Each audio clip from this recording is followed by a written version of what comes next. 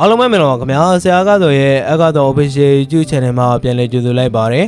ကျွန်တော်တို့ channel ကနေဒီနေ့မှာတင်ဆက်ပေးဖို့ရေးချထားတဲ့ဇာတ်လမ်းလေးကတော့ဆရာကတော့ရေးသားထားတဲ့သုံးတီဥပဒါနဲ့လူเจ้าမောင်ရွှေအိုးဆိုတဲ့အတွဲသုံးစာစဉ်54ဇာတ်လမ်းကောင်းလေးတစ်ပုဒ်ကိုတင်ဆက်ပေးသွားမှာပဲဖြစ်ပါတယ်ခင်ဗျာဒီဇာတ်လမ်းလေးကိုတော့ကျွန်တော်လင်္ကာကြောင်မှတင်ဆက်ပေးသွားမှာဖြစ်ပြီးတော့ဇာတ်လမ်းလေးကိုမတင်ဆက်ပေးခင်မှာလဲကျွန်တော်တို့ရဲ့ channel လေးကိုလည်း like and subscribe ပြုလုပ်ပေးထားကြဖို့အတွက်တောင်းဆိုလိုက်ပါသေးခင်ဗျာခဲစားနားဆင်အားပေးကြပါအောင်ခင်ဗျာ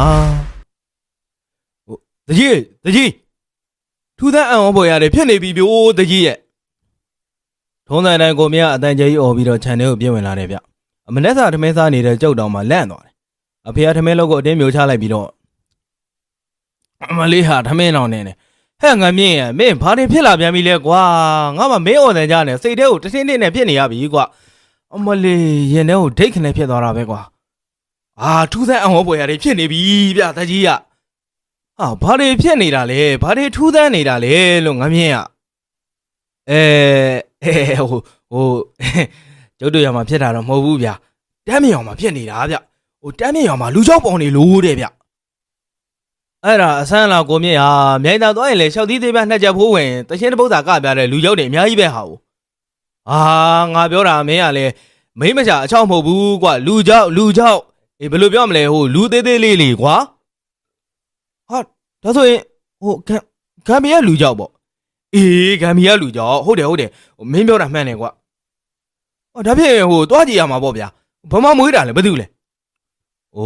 မင်းကလည်းငါလည်းဘယ်သိမလဲကွာခဏကမဲ့တမ်းမြေရွာပြန်လာတဲ့ဘောကြီးကပြောသွားတယ်ကွာအတမ်းမြေရွာမှာလူကြောင်မွေးတယ်ဆိုလို့လာကြည့်ကြတဲ့လူတွေကမနေဘူးတဲ့ကွာအုံထနေတာပဲတဲ့ဟေ့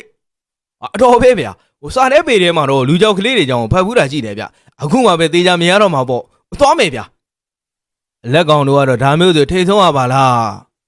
ဘာလဲအကိုရမလိုက်ဘူးလား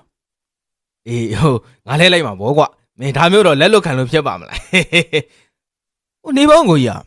အကိုကြီးအရင်ကဒီလိုမဟုတ်ပါဘူးဒီလိုခံမရကိစ္စတွေအကိုကြီးအယုံကြည်မှမရှိတာပဲဗျအခုဘလို့လုပ်ပြီးတော့လူကြောက်တန်ကြနဲ့တက်ကြွနာလဲဗျကွာမင်းကလေငါလည်းမြင်မှုကျင်လို့ပါကွာပြောနေကြပါတယ်ဗျအကိုကြီးလည်းထမင်းဆက်မသားနဲ့တော့ကျုပ်တို့အခုပဲသွားကြအောင်အဖေတို့မေတို့လိုက်မှာလားအဖေကလည်းလက်ဆေးလိုက်ပြီးတော့ကွာ